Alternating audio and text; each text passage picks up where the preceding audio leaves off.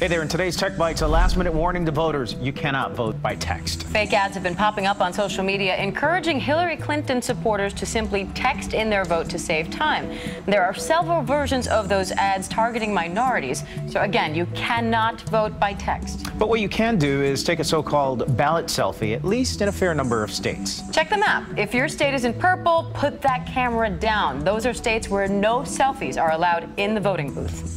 But you can use your smartphone to get a 45% discount from Lyft on a ride to your polling place. Uber today is also offering first-time riders $20 off if they use the code VOTETODAY. White Castle will give you a free gallon of iced tea if you order a Crave case with 30 sliders. Use the code USA. And 7-Eleven's mobile app will get you free coffee today. You got to download the app, though. A lot of incentives to vote.